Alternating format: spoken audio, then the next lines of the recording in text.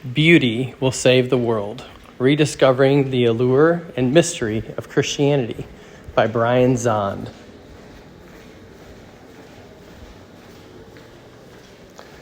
Chapter 1, Form and Beauty. This is a book about beauty and Christianity, or perhaps about the beauty of Christianity. We are all attracted to beauty.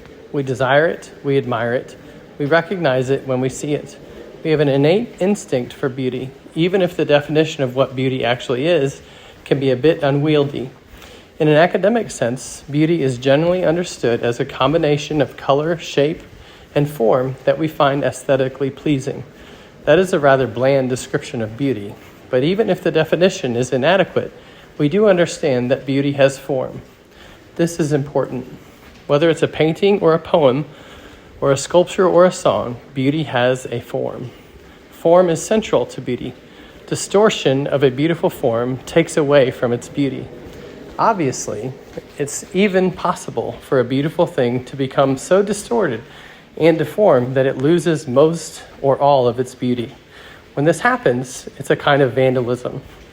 Think of a beautiful stained glass window, an artistic combination of color, shape, and form. Imagine a stained glass masterpiece in a great cathedral, perhaps depicting a scene from the life of Jesus. Now try to imagine a vandal lobbing bricks through that window.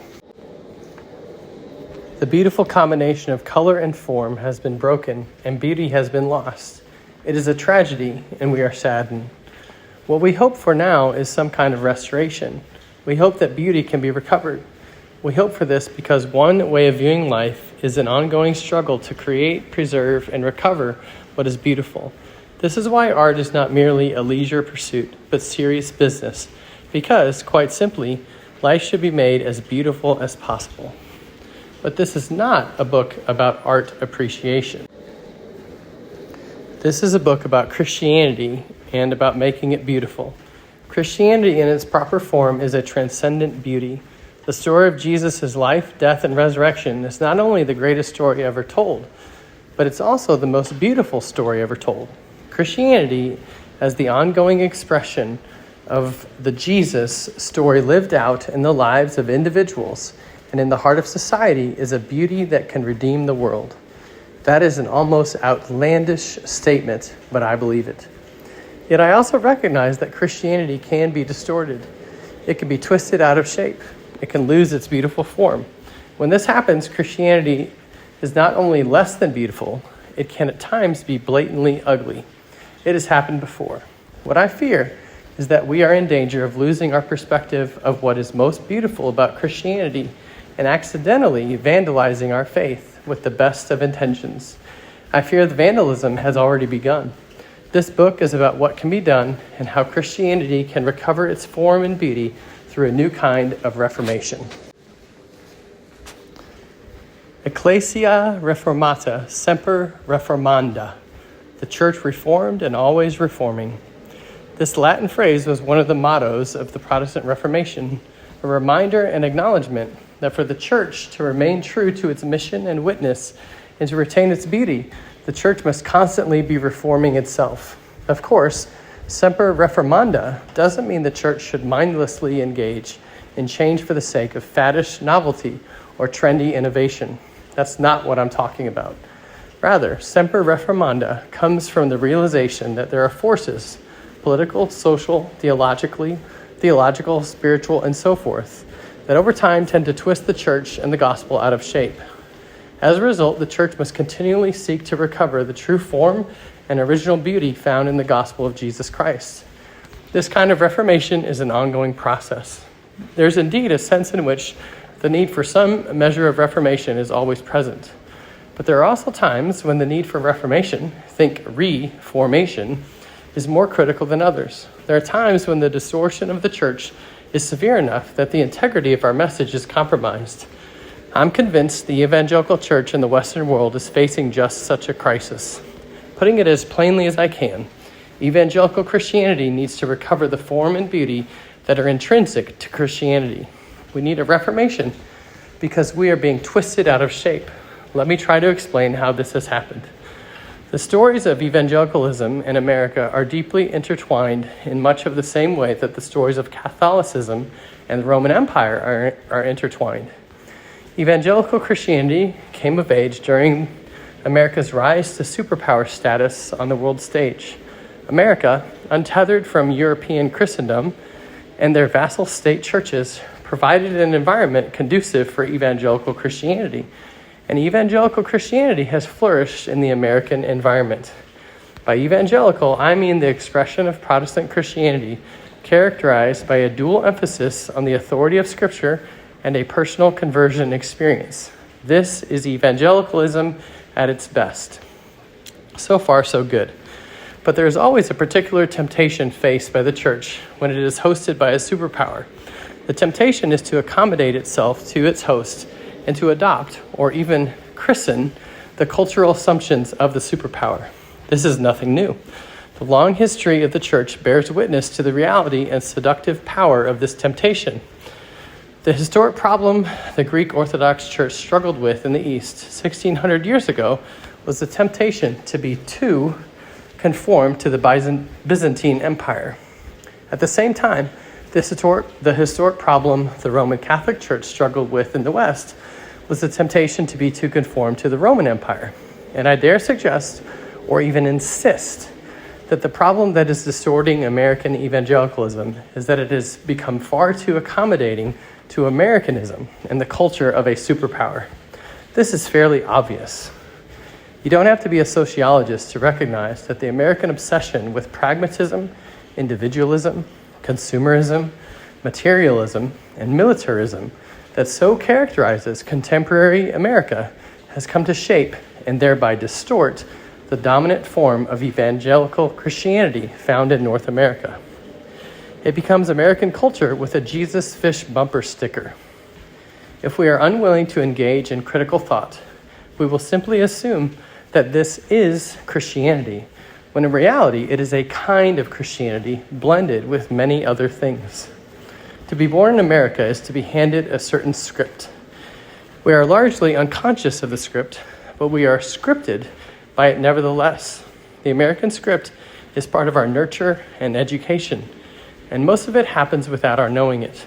The dominant American script is that which idolizes success, achievement, acquisition, technology, and militarism. It is the script of a superpower. But this dominant script does not fit neatly with the alternative script we find in the gospel of Jesus Christ. So here's our challenge. When those who confess Christ find themselves living in the midst of an economic and military superpower, they are faced with the choice to either be an accommodating chaplain or a prophetic challenge. Over the last generation or so, evangelicalism has been even more adept at endorsing the dominant script than challenging it. And in conforming too closely to the dominant script of Americanism, the Christianity of the American church has become disfigured and distorted and is in desperate need of recovering its true form and original beauty through a process of reformation. We need to bear the form and beauty of Jesus' way and not merely provide a Christianized version of our cultural assumptions. In order to recover the true form and original beauty that is integral to Christianity, we need an ideal form, a true standard, an accurate template, a faithful model to which we can look, to which we must conform. For historic Christianity, this has always been Jesus Christ upon the cross, which is a holy irony, since crucifixion was designed to be ghastly and hideous. But this is the mystery of the cross. The crucifixion of Jesus Christ, which attains in retrospect an eternal glory and beauty through the resurrection, is the axis of Christianity around which everything else revolves. Thus, the cruciform, the shape of the cross, is the eternal form that endows Christianity with its mysterious beauty. Simply put, the cross is the form that makes Christianity beautiful. The cross is the beauty of Christianity because it is at the cross that we encounter co-suffering love and costly forgiveness in its most beautiful form. But the question is, can we see the beauty of the cruciform? In a culture that idolizes success, can we see beauty in the cross? In a culture that equates beauty with a pretty face, can we see past the horror of a grisly execution and discern the sacred beauty beneath the surface? This is what artistic representations of the cruciform are capable of capturing, and why their work is invaluable. The artist doesn't give us a journalistic photograph of an event, but an artistic interpretation of an event. The great masters of sacred art were both artists and theologians. Through their work, they have given us an artistic interpretation that reveals the inherent but hidden beauty of the cross. Consider the cruciform and try to apprehend its beauty. The Christ upon the cross, arms outstretched in the gesture of proffered embrace, refusing to call upon avenging angels, but instead loving his enemies and praying for their forgiveness. This is the form and beauty of Christianity. The cruciform is the posture of love and forgiveness, where retaliation is abandoned and outcomes are entrusted to the hands of God. The cross is laden with mystery. At first glance, it looks like anything but success. It looks like failure. It looks like defeat. It looks like death. It is death. But it is also the power and wisdom of God. 1 Corinthians 1:24. This is mysterious. It is also beautiful. This is the mysterious beauty that saves the world. The cruciform is the aesthetic of our gospel. It is the form that gives Christianity its unique beauty. It is what distinguishes Christianity from the dominant script of a superpower. But the beauty of the cruciform is a beauty communicated in a mystery. To those who value only conventional power and crass pragmatism, which is always the tendency of a superpower, the cruciform looks like folly, weakness, defeat, and death. It is not conventional beauty, but to those who have eyes to see, the cruciform shows forth a transcendent beauty, the beauty of love and forgiveness. It is the beauty of Christ's love and forgiveness, as most clearly seen in the cruciform, that is able to save us from our vicious pride and avaricious greed. This is relevant to our situation because pride and greed are often pawned off as virtues in the culture of a superpower. Pride and greed are the engines of expansion, and as such, they tend to be reworked as attributes. It was true in first century Rome, and it's true in 21st century America. We're told to take pride in ourselves and reminded that we're number one. We sing about how proud we are to be Americans, even in church. Plus, there's always someone new buying into Ayn Rand's objectivist philosophy of self-interest and explaining to us with great passion how greed is good. But our scriptures give a minority report. They tell us that pride and greed are the pillars that have distorted our humanity into a sinful ugliness. We must see the beauty of Christ in the cruciform and understand that it is only the beauty of self-sacrificing love that can save us from pride and greed.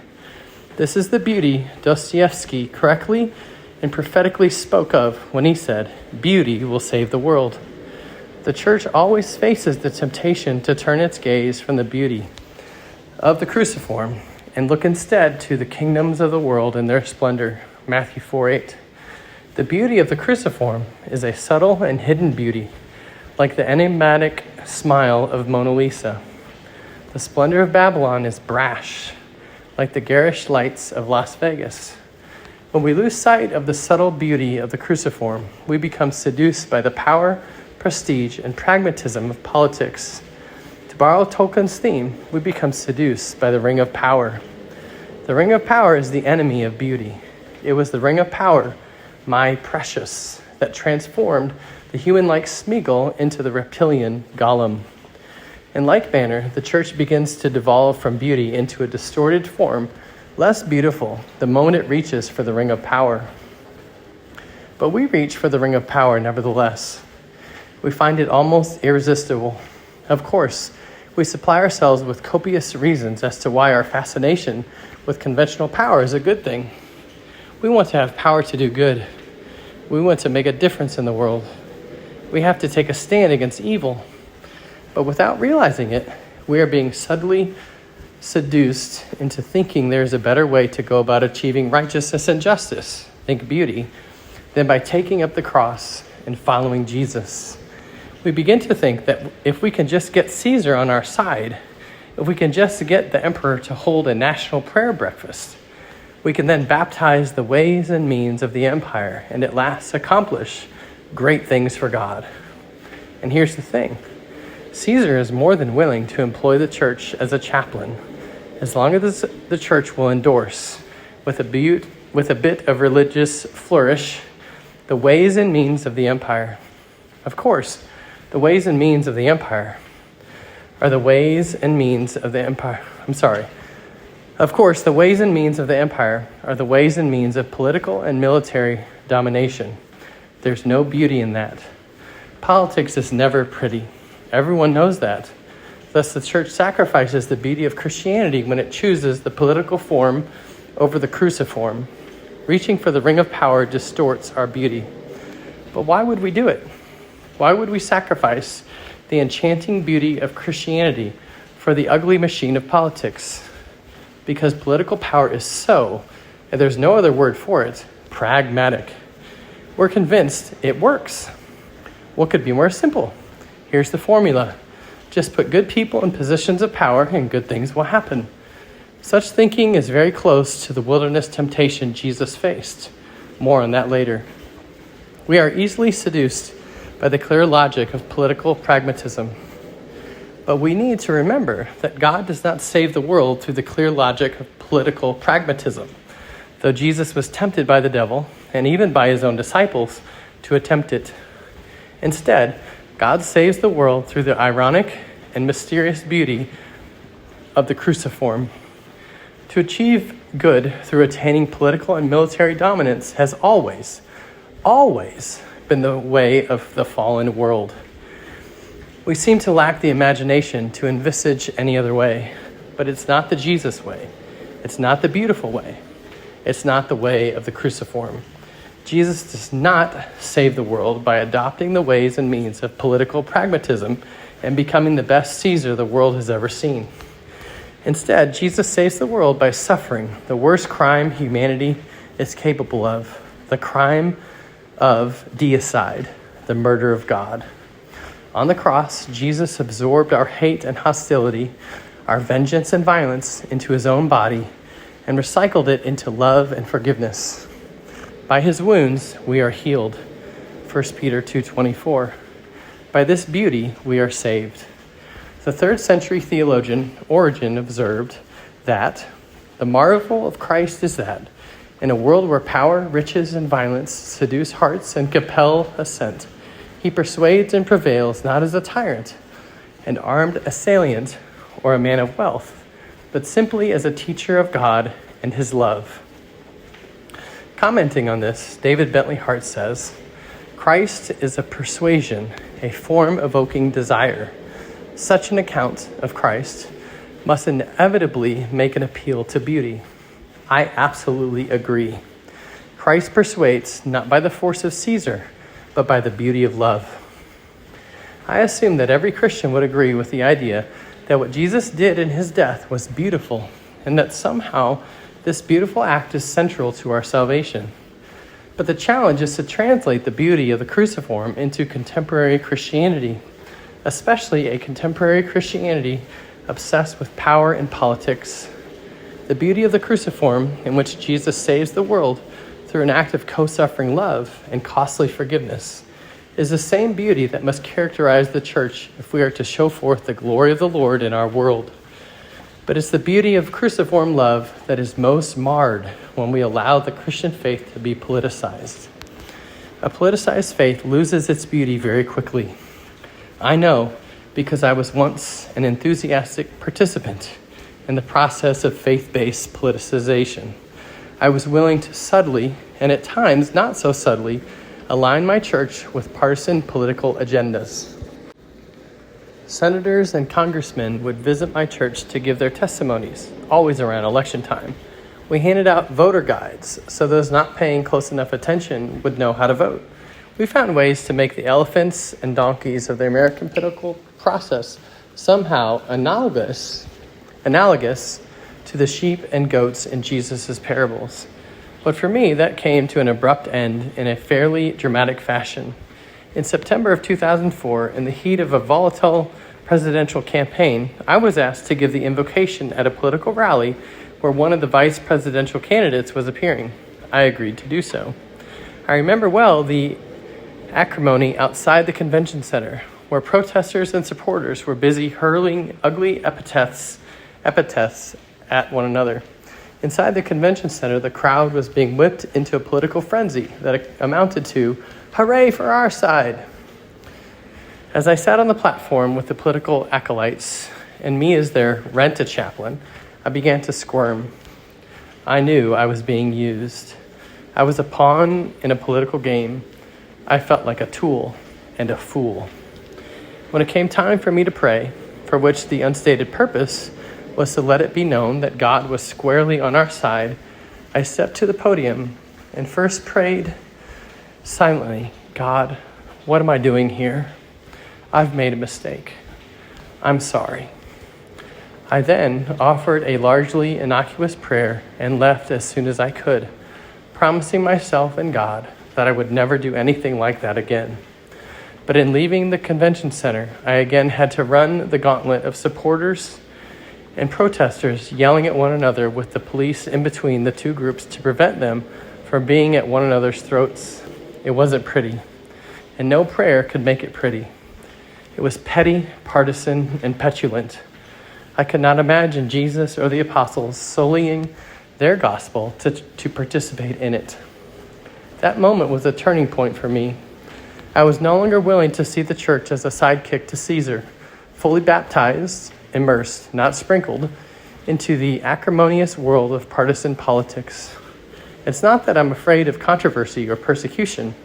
I am perfectly willing to suffer persecution and ridicule for the sake of Christ. This is part of the cruciform. But I am unwilling to throw myself into the political fray for the sake of partisanship. I'm unwilling to do so because I simply no longer believe that political parties have much to do with God's redemptive work in the world. Jesus is building his church, not a political party. And I'm absolutely certain that political partisanship costs us our prophetic voice. I'll read that again. And I'm absolutely certain that political partisanship costs us our prophetic voice.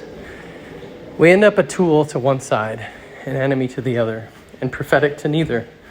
The bottom line is there is simply no way to make politics beautiful. And the way of the cruciform is beautiful. And I have made my choice. I choose the beautiful over the pragmatic.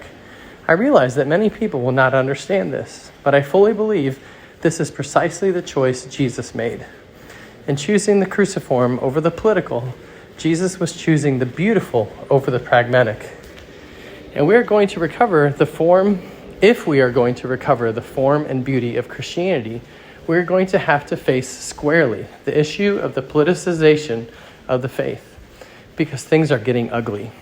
In the current climate of polarized partisanship, where everything is now politicized, there's an appalling amount of anger, vitriol, and a general lack of civility. Sadly, millions of confessed followers of Jesus are being swept up in the madness as they give vent to their anger, fully convinced that God is on their side. Their justification is, we've got to take America back for God. Presumably, this is to be done by the dubious means of acrimonious partisan politics, but we need to think less politically and more biblically. Does the church have a mandate to change the world through political means? We have assumed so, but it is a questionable assumption at best. Baptist theologian Russell Moore has observed that, too often and for too long, American Christianity has been a political agenda in search of a gospel useful enough to accommodate it. But is our mission a kind of political agenda, or is it something else? Isn't our first task to actually be God's alternative society? Pause and think about it. I'm afraid we've made a grave mistake concerning our mission. We've not so much tasked We're not so much tasked with running the world as with being a faithful expression of the kingdom of God through following Jesus and living the beautiful life that Jesus sets forth in the Sermon on the Mount. Jesus described his disciples as sheep among wolves, Matthew 10:16. The mistake of confusing our mission of being faithful as God's alternative society with trying to rule the world through the crude means of political power is nothing new. It's the mistake the church has been making for 17 centuries. Prior to the Roman Emperor Constantine, the early church was content to simply be the church, to be a city set upon a hill, living the alternative lifestyle that is the Jesus way. But after the Emperor Constantine and the adoption of Christianity as the imperial religion, the church embarked upon a project of running the world in cahoots with Caesar. This project has not turned out well, and it has been particularly damaging to the church. In fact, it has led to the ugliest episodes in church history. The church's collusion with political agendas led us into the shameful venture of the Crusades and the arrogant doctrine of manifest destiny. These things are truly ugly. The problem with our change the world rhetoric is that it is too often a thinly veiled grasp for power and a quest for dominance, things that are antithetical to the way Jesus calls his disciples to live. A politicized faith feeds on a narrative of perceived injury and lost entitlement, leading us to blame, vilify, and seek to, in some way, retaliate against those we imagine responsible for the loss and late modernity of a mythical past. It's what Friedrich Nietzsche, as a critic of Christianity, identified as resentment, and it drives much of the Christian quest for political power. In the Jesus way, the end, no matter how noble, never justifies the means. It's inevitable that a movement fueled by resentment will soon depart from the Jesus way, and it is bound to become ugly. Jesus specifically told us that we are not to emulate the ugly ways of Caesar in grasping for power and dominance. Instead, we are to choose the counterintuitive way of humility, service, and sacrificial love. These things are inherently beautiful, but we have a hard time learning this lesson. When the disciples James and John, whom for obvious reasons Jesus called the sons of thunder, expressed a desire to reign with Christ in their imagined version of Jesus as Caesar, Jesus made it clear that they didn't know what they were talking about, and that the way of political dominance would not be the way of his kingdom. See Mark 10:35-45. Jesus curtly told his disciples, "It shall not be so among you." Mark 10:43, New King James Version. Jesus was doing something new and truly beautiful. He was not imitating the way and means of Caesar. The brutal Roman Empire had plenty of splendor as veneer, but it lacked any true depth of beauty. Jesus deliberately chose the beauty of co-suffering love over the brutal pragmatism of political power. When Pilate encountered Christ, he could not understand this, but we must. We must never forget that Jesus ushered in his kingdom by refusing to oppose Caesar on Caesar's terms. Jesus didn't fight political power with political power. Thus, Jesus submitted to the injustice of a state-sponsored execution by telling Pilate, "My kingdom is not from this world. If my kingdom were from this world, my followers would be fighting." John 18:36. Think about that. It is part of the mystery and beauty of Christianity that the kingdom of God comes not by the sword of political power, but by the cross of self-sacrificing love. Jesus didn't smash his foes with the sword of righteous political power. Instead, he absorbed the blow of injustice and committed his fate to the hands of God. In this we find an undeniable truth. We cannot fight for the kingdom of Christ in the same manner that the nations of the world fight. For the moment we do, we are no longer the kingdom of Christ, but the kingdom of the world.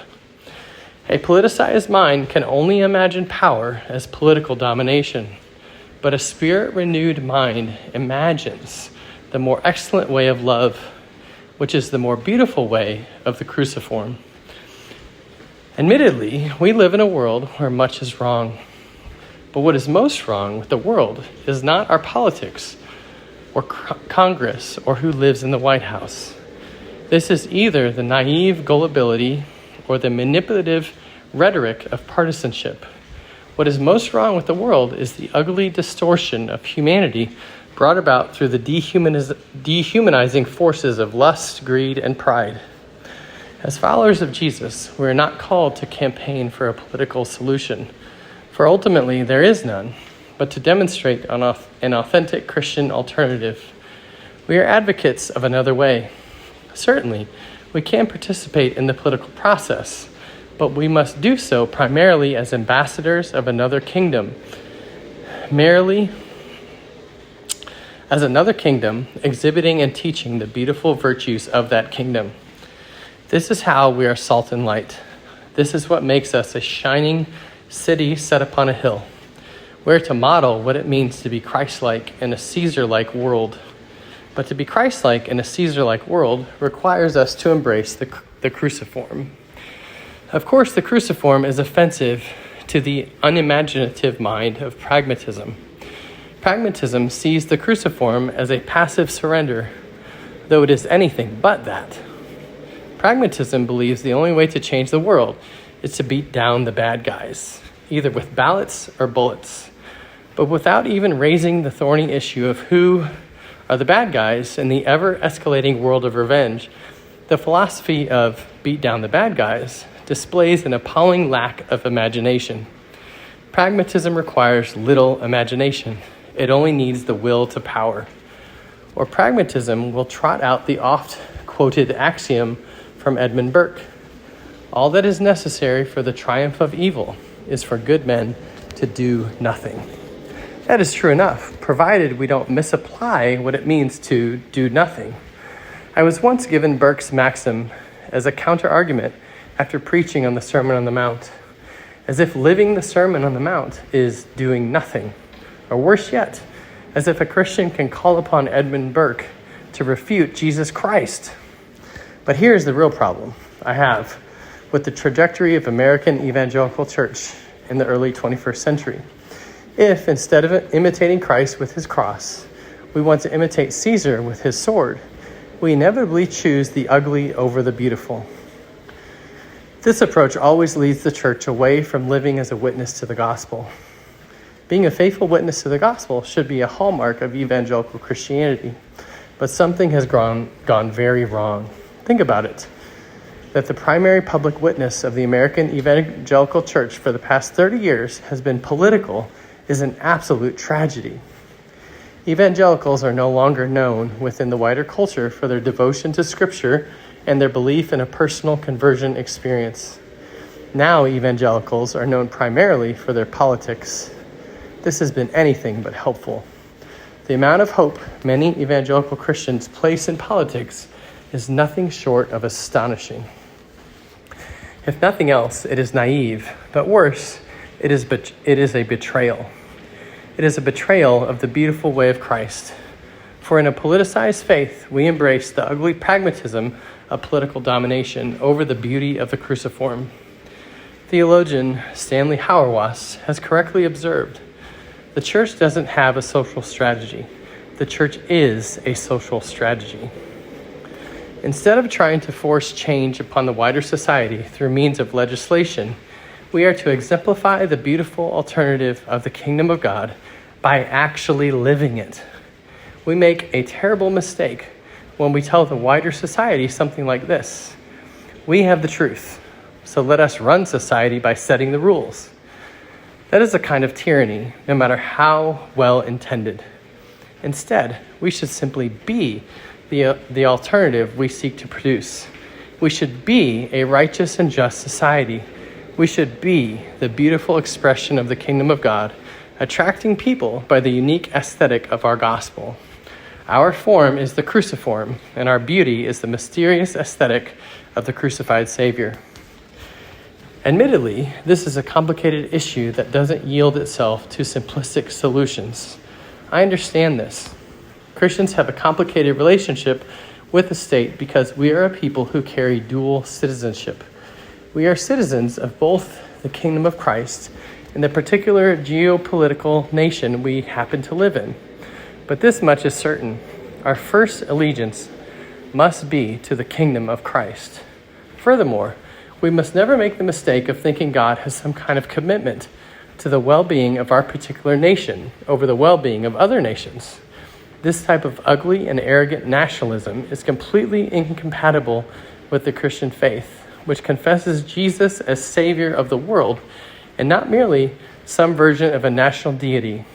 Is it possible that American Christians actually believe that Jesus has an interest in the well-being of America over the well-being of, say, Mexico or China or Ethiopia? Surely not. This is American exceptionalism as a ridiculous and idolatrous doctrine. Our politicians may traffic in such nonsense, but Christians must not. What Jesus is committed to is the salvation of the world and the building up of his global church. So whereas Christians are free to participate in the civic and political process of their respective nations, Christians must do so as those who exhibit a primary allegiance to the Jesus way, the beautiful way of the cruciform. This means treating everyone, including political enemies, with kindness, love, and respect. As followers of Christ, our mission is not to seek to rule the world through Caesar's means of dominance, a means Jesus explicitly rejected, but to be a faithful church and thus a living example of God's alternative society. So, reformation is needed, and the cruciform is what can give shape to our much-needed reformation. In the cruciform, we find both our proper form and, subsequently, our unique beauty. The cruciform as a pattern gives us a means of evaluating our own form and how we present ourselves to the wider culture. With an eye on the cruciform, we can ask ourselves, does this attitude, this approach, this action look like Jesus on the cross? If our attitude, approach, and action cannot be reasonably compared to the image of the cruciform, we need to abandon it. Caesar may adopt it. It may be practical. It may even be successful. But if it's not Christ-like, then it's not our pattern. Without a radical commitment to the shape of the cruciform, the process of deformation will continue year after year, and our beauty will be lost. One of the pliers that distorts our Christian witness out of shape is the paradigm of protest. For far too long, we have been enamored and distorted by protest. We love to protest. We really do. We're good at it. We have lots of practice at it. In protest, we find an outlet for our anger. We connect with like-minded people, and we at least feel like we are making a difference and standing up for righteousness. It's exciting and cathartic. So we picket, we protest, we boycott. We form petition drives, and we write angry letters to editors and CEOs and encourage other Christians to do the same. We hold rallies where we, in no uncertain terms, and with presumed divine sanction, unleash our righteous anger on a wide range of enemies. Liberals, Hollywood, gays, and Muslims are regular targets. But does it look like the cruciform? Is it beautiful? Would a common observer look at it and say, "That's beautiful. It reminds me of Jesus"? Do our clenched fists and furrowed brows of protest align nicely with the outstretched arms and compassionate face of Christ on the cross? If not, we have drifted from the pattern of the cruciform in our paradigm of protest, and the inevitable result will be a distortion of Christianity. As our Christianity takes on more of a political agenda, it sloughs off resemblance to the cruciform. The result is a distinctive loss of beauty. We tend to justify our foray into the unseemly as necessary if we are to preserve morality. But I agree with Orthodox Archbishop Lazar Puhalo when he says, "True morality consists in how well we care for one another, not what sort of behavior we wish to impose on one another." Egg and I raised the question, why would we do this? Why would we sacrifice the beauty of the cruciform for something everyone knows is a far cry from beautiful? Why this obsession with political power? I think the answer is that we have a carnal obsession with outcomes. It's the ugly specter of pragmatism. We want to see a clear and obvious way that our actions are going to result in the desired outcome. We want to do good, achieve good, bring about good, vote in good, legislate good, formulate good, enforce good. So we choose the means that appear most logical in achieving this outcome. But remember, Satan never tempted Jesus with evil. Satan tempted Jesus with good. Satan enticed Jesus to go ahead and do good and to bring it about by the most direct way possible. The temptation was to imitate the means and methods of the pharaohs and Caesars. Satan tempted Jesus to usher in a righteous world by a bloody sword. War is impatience. Obsession with outcomes and demanding to see a quick and logical way in which present action will bring about desired good are the ways of Caesar, but they are not the way of the cruciform. Obsession with outcomes is, among other things, an abandonment of faith. Christians all believe that Jesus achieved salvation through what he did on the cross, though the exact way this works remains a matter of theological debate. But on Good Friday, how could anyone have seen a logic in Jesus' crucifixion? If Jesus' intent was to save the world from the dominion of evil, how could submitting to an unjust execution at the hands of an oppressive regime accomplish anything like that? It's absurd. Salvation is ironic because there's nothing logical or practical or obvious about the cross. Fighting is practical. Fighting is logical. Fighting has a long history of, and at least temporarily, achieving desired ends. Peter was ready to fight, and presumably so were many others who followed Jesus from Galilee. But Jesus told Peter to put up his sword. There would be no bloody revolution, no violent resistance, not even an angry protest. Instead, Jesus went to the cross, forgave his enemies, and simply died. In rejecting the way of Caesar, Christ showed that the world was a text that could be read differently, according to the grammar not of power, but agape. Did evil triumph because this good man did nothing? It certainly seems so. But don't forget the dying prayer of Jesus. Father, into your hands I commit my spirit. Luke 23:46 ESV. I think we can understand Jesus' prayer as something like this. Father, I have obeyed you.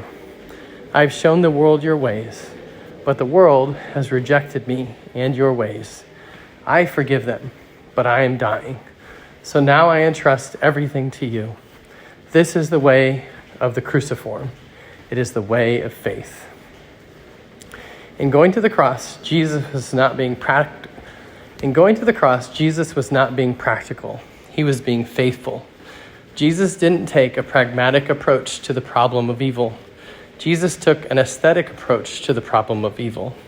Jesus chose to absorb the ugliness of evil and turn it into something beautiful, the beauty of forgiveness. Jesus bore the sin of the world by it being sinned into him with wounds. Jesus bore the sin of the world without a word of recrimination, but only a prayer of forgiveness. He bore the sin of the world all the way down to death, so that the Apostle Peter says, by his wounds you have been healed. 1 Peter 2:24. This is the beauty of the cruciform. This is beauty being derived from pain, or as Bob Dylan says, behind every beautiful thing, there's some kind of pain. In order to do a beautiful thing, Jesus had to abandon outcomes. He had to entrust the outcome to his Father. On Good Friday, Jesus abandoned outcomes, embraced the cross, and died. Jesus abandoned outcomes in order to be faithful and trust his Father. As we confess in the Apostles' Creed, he was crucified, died, and was buried. He descended to the dead, a lost cause. But then came Easter. The cornerstone of Christian faith is that on Easter Sunday, God vindicated his son by raising him from the dead. But until Easter Sunday, no one thought of death, burial, and resurrection as a logical means of achieving good.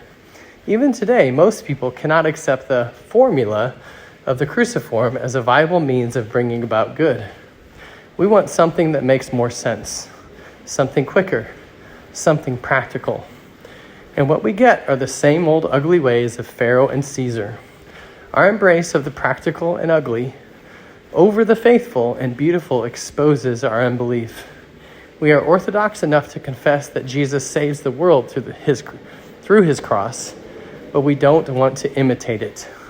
So we choose the ugly forms of coercion over the beauty of the cruciform, the false morality of the Pharisee over the true morality of Christ. But our critics see this ugliness in us, even if we are unaware of it. Part of the problem is that in the Western world, we are deeply conditioned to choose the heroic over the saintly. We love our heroes best of all. Heroes are goal-oriented, people of great capabilities who know how to make things happen. We admire their ability to get things done and shape the world according to their will. Saints, on the other hand, especially to the American mind, seem quaint and marginal, occupying religious spheres on the periphery of the action. We want to be heroes. We don't really want to be saints. The difference between the heroic vision and the saintly vision is a fundamentally different way of viewing the purpose of life. For the hero, the meaning of life is honor. For the saint, the meaning of life is love. For the hero, the goal of living is self-fulfillment, the achievement of personal excellence, and the recognition and admiration that making a single contribution to one's society through one's achievements carries with it. For the saint, life does not so much have a goal as a purpose for which each human being is responsible, and that purpose is love, the bonds of concern and care that responsibility for one's fellow human beings carry with it. These two paradigms, the hero and the saint, and the way of life that descends from each, are really two fundamentally distinct and genuinely different visions of human society as a whole, and even of what it means to be a human being. They are two distinct and different ways of asking the question of the meaning of life. Accepting Francis Ambrosio's paradigms for the hero and saint, we should recognize that the way of Jesus is the way of the saint, but the way of the hero is what we tend to glorify.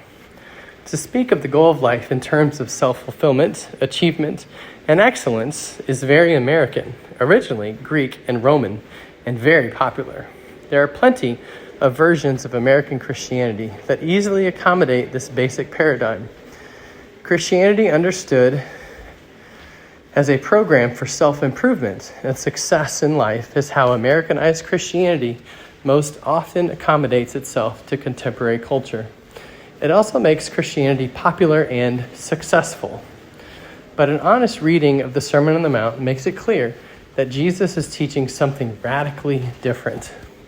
In the Gospels, we see Jesus through his teaching, which sets forth the alternative paradigm of the saint, where the purpose of life is love, and the expression of that love is in the form of care and compassion for our neighbor. The life of Jesus, as recorded in the Gospels, begins as a life of teaching and ends in a life of suffering. But these are not to be separated. At the cross, Jesus lived all that he taught. The life of love that Jesus proclaimed in his teaching, he lived in his suffering. The life of co-suffering love is the paradigm of the saint, and it is how Jesus lived and died. It is the beauty of the cruciform. Of course, I can hear someone protesting, but Jesus is my hero. I understand what is meant by that. But if we are intent upon forcing Jesus into the archetype of typical hero, we distort him. In trying to make Jesus a hero, we miss the simple fact that Jesus did nothing that was conventionally heroic, at least not according to the Western ideal of heroism. Elijah was a conventional hero when he humiliated the prophets of Baal on Mount Carmel and then executed them at the brook Kishon. But how did Jesus contend with his enemies at Calvary? Not in the heroic manner of Elijah on Carmel, but in a new and saintly way, the way of love and forgiveness. The Jesus of the Gospels is not a heroic general who slaughters his enemies, but a suffering saint who forgives his enemies. And even if one appeals to the book of Revelation, it should be remembered that the holy irony perceived in the prophetic metaphors is that the monstrous beasts are conquered by a little slaughtered lamb. I got to read that again. And even if one appeals to the book of Revelation, it should be remembered that the holy irony perceived in the prophetic metaphors is that the monstrous beasts are conquered by a little slaughtered lamb. Amen. It should be clear that the way of Christ is not the way of the conventional hero, because Jesus saves the world not by shedding the blood of his enemies, but by allowing his own blood to be shed in an act of redemptive love. This is the way of the saint, not the hero. But we struggle with choosing the way of the saints over the way of the hero. Our Christian rhetoric is replete with calls to the heroic as we are urged to be mighty men and women of faith and fight the battles of the Lord and do great things for God. We love the idea of being a hero and winning a great battle for God. There's a lot of what we call glory in it, but we're not so keen on laying down our lives in the manner of Christ at Calvary. We fail to comprehend the glory of the cross, so we struggle with which model to adopt, the hero or the saint, Achilles or Emmanuel, Caesar or Christ, Charlemagne or St. Francis. More often than not, we end up choosing the hero, and this feeds one of the ugliest aspects of a misshapen Christianity, triumphalism. Triumphalism is an ugly form of arrogance, engendering a sense of group superiority. Triumphalism is a smugness and boastful pride that one's nationality or religion is superior to all others. If Christians aren't careful, they can be easily seduced into the ugliness of triumphalism. As Christians, we believe that Jesus has triumphed over sin, Satan, death, hell, and the grave. We confess that every knee will bow and every tongue confess that Jesus is Lord. Philippians 2, 9-11. We call Jesus King of Kings and Lord of Lords, but this does not entitle us to an attitude of arrogant triumphalism. Confessing the triumph of Christ should not lead to the ugliness of triumphalism. In fact, the Christian attitude should be the very opposite. The Christian attitude must be the deep humility exhibited by the Apostle Paul when he described himself as the foremost of sinners, 1 Timothy 1:15. Paul was able to boldly confess the lordship of Christ while at the same time exhibiting an attitude that was completely devoid of arrogance and triumphalism. In the pluralistic cultures of the modern Western world, the ugliness of triumphalism will prevent multitudes of people from seeing the true beauty of Christianity. If we engage with people of other faiths with the attitude equivalent to, my religious founder can beat up your religious founder, we should not be surprised if they do not see the Christian faith as inherently beautiful. A continual turning to the cruciform leaves no room for triumphalism. Yes, Jesus triumphed over evil, but he did so by the counterintuitive way of humbling himself to the point of death, even death on a cross. Philippians 2:8. As we seek to assimilate the cruciform into our lives, it should always produce the beauty of a graceful humility and never the ugliness of arrogant triumphalism. If we are to show forth the beauty of Christ in our world, we must banish triumphalist attitudes from among us. It was the attitude of triumphalism in the Middle Ages that led to the ugly actions of the Crusades. Since Jesus had triumphed through the cross, it was reasoned, why not help spread his triumph through the conquest of the sword? The Crusades were the ugly offspring of a union of power-obsessed pragmatism and arrogant religious triumphalism. And I fear that this kind of distorted thinking may have certain modern equivalents. One more thought on heroes and saints. Heroes tend to be heroes to only one side, their side. heroes attain their glory in an us versus them context. For example, the French and Russians have decidedly different views of Napoleon, just as Americans and Mexicans will view Santa Anna differently. But saints, over time, tend to be universally recognized for their saintliness. It has to do with the universality of love. It's why nearly everyone admires St. Francis of Assisi or Mother Teresa of Calcutta, whether or not they are a Christian. St. Francis and Mother Teresa are preeminent examples of lives shaped by the cruciform to a degree that their lives of co-suffering love have come to be universally recognized as lives of beauty. So in the present situation in which the American evangelical church finds itself, there's a desperate need to recover a theology of beauty. The way out of the mess and confusion of a politicized faith is to follow the path of beauty. It is the way of beauty that will lead us home to a more authentic Christianity. A theology of beauty is the antidote to the poison of pragmatism and the toxin of triumphalism. Perhaps no other theologian has done as much to develop a theology of beauty as the great Swiss theologian Hans Urs von Balthasar. In his work on love as form and beauty, he writes, "Love alone is credible. Nothing else can be believed, and nothing else ought to be believed. This is the achievement, the work of faith, to believe that there is such a thing as love, and that there is nothing higher or greater than it. The first thing that must strike a non-Christian about the Christian's faith is that it is obviously too good to be true. The mystery of being revealed as absolute love, condescending to wash his creatures' feet and even their souls, taking upon himself all the confusion of guilt, all the God-directed hatred, all the accusations showered upon him with cudgels, all the mocking hostility, in order to pardon his creature. This is truly too much. Indeed, it is too much."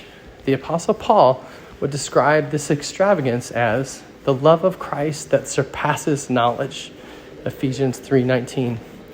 The picture of God as seen in the redemptive co-suffering love of Christ is too much in the sense that it overwhelms us in much the same way that we find a stunning sculpture, a masterpiece painting, or a majestic sunset overwhelming. It is the experience of being overawed by a transcendent beauty. This is how the gospel is made most compelling, by making it beautiful. Instead of trying to overwhelm a cynical world, weary of argument and suspicious of truth claims with the force of logic and debate, what if they were overwhelmed with the perception and persuasion of beauty? Beauty is graceful and has a way of sneaking past our defenses. It's hard to argue with beauty. Beauty is compelling in its own way. What I am suggesting is that we look to beauty as a primary standard for our theology, witness, and action.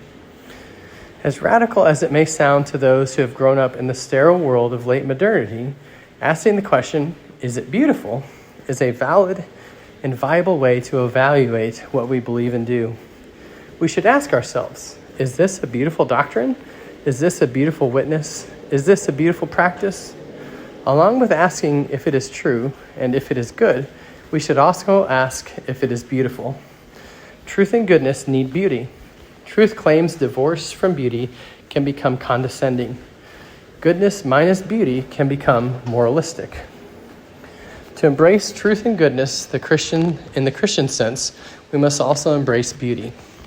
At least as far back as the Greek philosopher Plato, beauty was understood not merely as an adornment, but as a value as important as truth and goodness. It was only in the 20th century that beauty began to be diminished as a value. Now we live in a day when pragmatism and utilitarian values have largely displaced beauty as a value.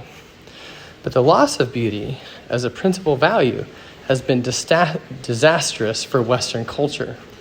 One obvious example of what has befallen us is the loss of aesthetic sensibilities in architecture, where once the role of architecture was to help beautify the shared space of our cities and neighborhoods. Now the role of architecture is to build utilitarian structures as cheaply as possible. The result has been a profound loss of beauty. It's a kind of vandalism. What modern building would people 1,000 years from now flock to visit as we do the Notre Dame Cathedral today? If the Gothic cathedral was the architectural statement of the Middle Ages, the big box store may well be the architectural statement of our age. This is tragic. But what if what has happened to architecture is also happening to Christianity? What if modern architecture mirrors what is happening in modern Christianity? What if utility is triumphing over beauty in the way we think about the church? This is alarming. As our world turns its back on beauty, the result is that we are increasingly surrounded by ugliness and images of alienation. Think of government housing projects and the soulless strip malls of suburbia.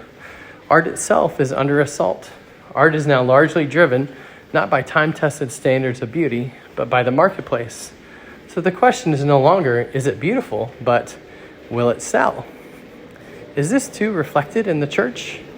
In a world where kitsch, profit, and vulgarity are vandalizing art, philosopher Roger Scruton worries that we are in danger of losing beauty, and with it, the meaning of life. Yes, the loss of beauty is related to the loss of meaning. Attaining to the beautiful is a valid way of understanding the meaning of life, especially when we recognize a link between the sacred and the beautiful. For thousands of years, artists, sages, philosophers, and theologians have connected the beautiful and the sacred and identified art with our longing for God. It has only been during the modern phenomenon of secularism, what Nietzsche described as the death of God, that we have severed the beautiful from the divine. But when the beautiful is severed from the absolute God, what passes for beautiful can be anything and everything, which is to say nothing. There really is a profound connection between the loss of beauty and the loss of meaning. Yet despite the modern assault upon art and beauty, the hunger for beauty abides deep in the human heart. That the allure of beauty is part of the human makeup is clearly seen every time a child picks up crayons and tries to capture the beauty of the world around him. And it is to this firmly entrenched desire for beauty that we should appeal in our efforts to communicate the gospel. If we can show a world lost in the ugliness of consumer-driven pragmatism and power-hungry politics the true beauty of Christ, it will be irresistibly appealing. For too long, we have relied upon the cold logic of apologetics to persuade or the crass techniques of the marketplace to entice, when what we should do is creatively hold forth the transcendent beauty of Jesus Christ. But to do this, we must examine what we preach and what we practice in the light of the beauty of the cruciform. We need to constantly ask ourselves, is this beautiful? Is this thought beautiful? Is the attitude beautiful? Is this action beautiful? Does it reflect the beauty of Christ and the cruciform? If finger pointing isn't beautiful, then we should abandon it. If politically based protest isn't beautiful, then maybe we can do without it. If the common man doesn't recognize what we do in the name of Christ as beautiful, we should at least re-examine it. If a particular doctrine doesn't come across as truly beautiful, then we should hold it suspect. Someone may raise the question, can beauty be trusted? I believe it can, as long as we make the critical distinction between the shallow and faddish thing that our modern culture calls image and the absolute value that our ancestors have always understood as beauty. We can rightly evaluate our faith and practice in terms of beauty for this very reason. The Lord and his ways are beautiful.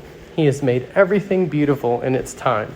Ecclesiastes 3:11 ESV. It's time to recover the form and beauty of Christianity. Our enduring icon of beauty and the standard by which we gauge the beauty of our actions is the cruciform. The cross is a beautiful mystery, a mystery where an unexpected beauty is in the process of rescuing the world from its ugliness. Beauty will save the world. This is the surprising beauty of the cross when seen through the prism of the resurrection. The cross made beautiful is the ultimate triumph of God and his grace. If the crucifixion of Christ can be made beautiful, then there is hope that all the ugliness of the human condition can be redeemed by its beauty. I'm reading the books that have been most helpful to me in my personal, spiritual, and theological journey so that their messages can be spread far and wide to help others. If you are enjoying and being blessed by the works of these amazing authors, please consider, if you are able, purchasing a copy of your own and giving it to someone else to read so that the blessing of Jesus and his grace is spread even further through your gift and partnership in God's work. Thank you.